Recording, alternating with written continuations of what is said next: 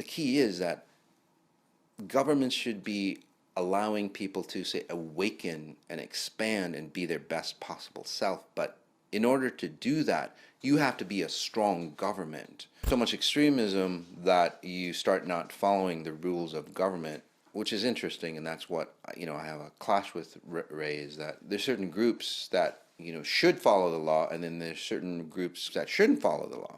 They've got privileges, and the masses should follow their law and all that stuff. So that I have an issue with. But what he talks about there is that, and again, I'm not criticizing or anything. I'm just pointing out some thoughts that he might think about. Is that why do majorities, or why do the populace not start following the government? Why do they not follow the leaders in that? Is it because the masses are wrong?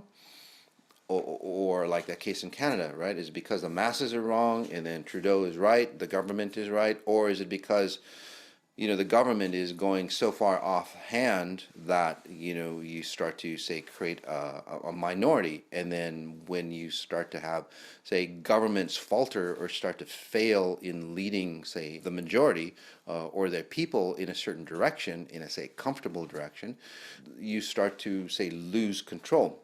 And then when you start to lose control, that government system starts to push on its laws even more, almost getting archaic laws or almost communist type laws in place.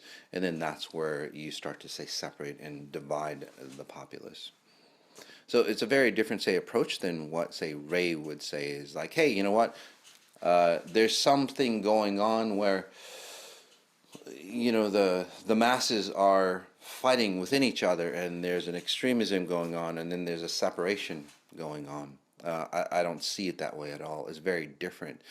Basically, the government starts to lose control, or they start to push society in a direction that it shouldn't be going, and then from the fear of loss from the government and the masses, there starts to be, you start to say separate and divide.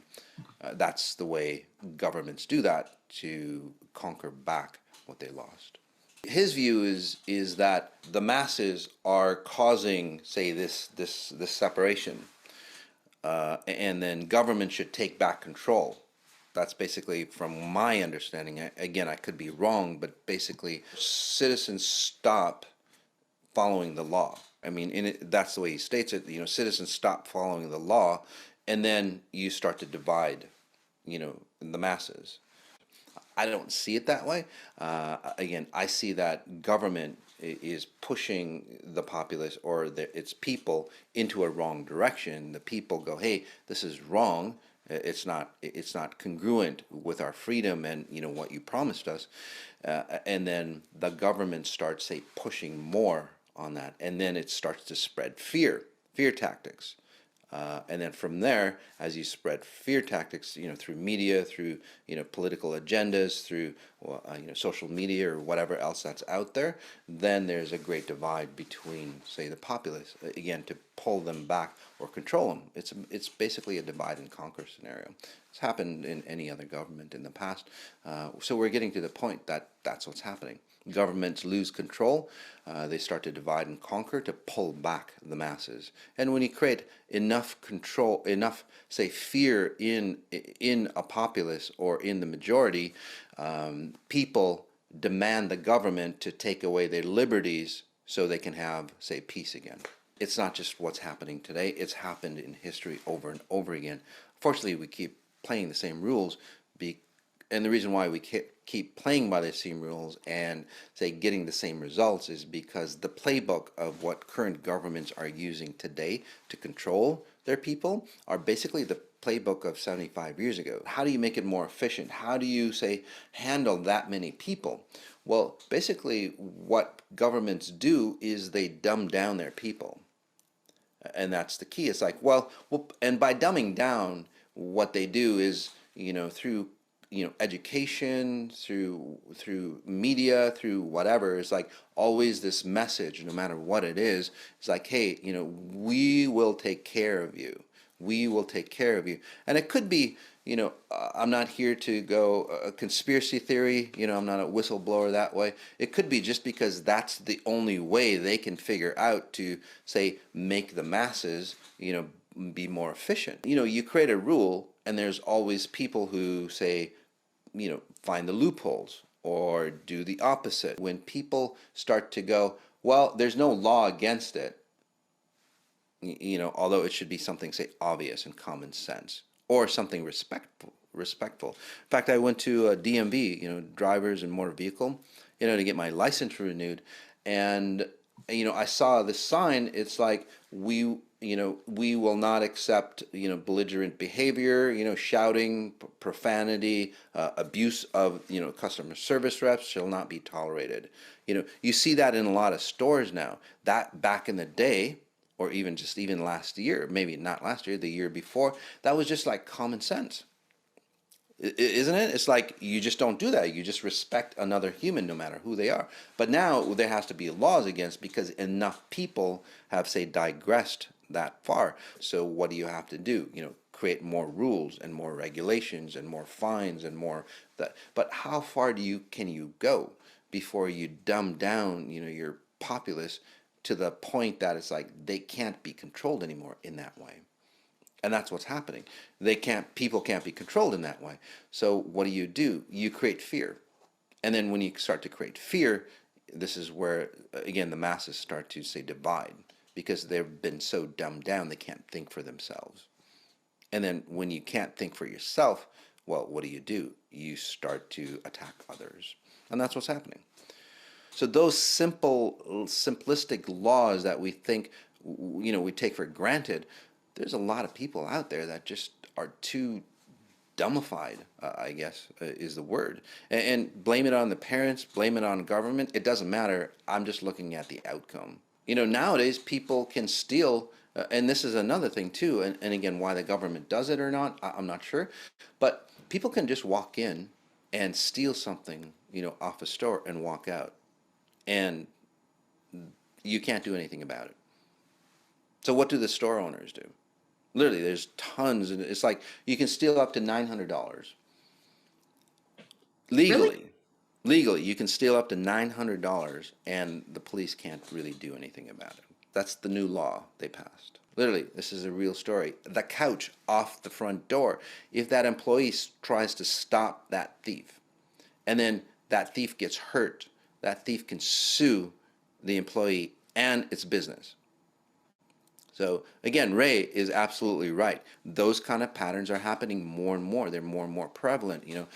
Police, they have their hands tied behind their back. So whether government is allowing that to happen for a purpose or not, or we don't have just the funds, to take care of that much, say, atrocities going on, key is that governments should be allowing people to, say, awaken and expand and be their best possible self. But in order to do that, you have to be a strong government, or you have to be a strong partner. And so get away from the government aspect of it, but in a company manner.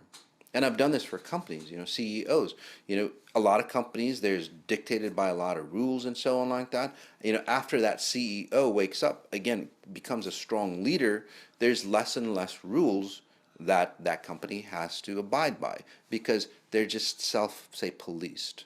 Because their employees are, say, educated now. They're more, observant of themselves. Again, they've got more confidence. So that's the real key. Again, it's not about rules or laws or anything. It literally is about, say, enhancing, your people, so they're self-controlled. The more educated a society is, the easier, it is to run, say, a society.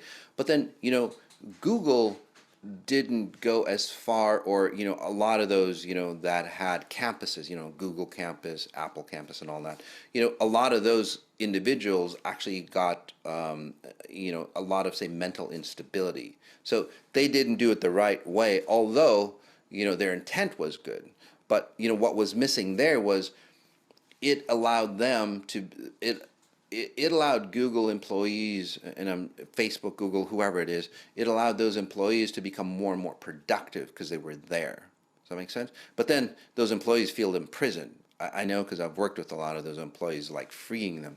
So again, it imprisoned that employee. And why was that? Why would they have everything possible and then still feel imprisoned? Is because they didn't really allow them to find their inner core of who they really are. What I practice with exponential intelligence, right? That's what, no matter what you do, you're finding your inner self, your expansive self.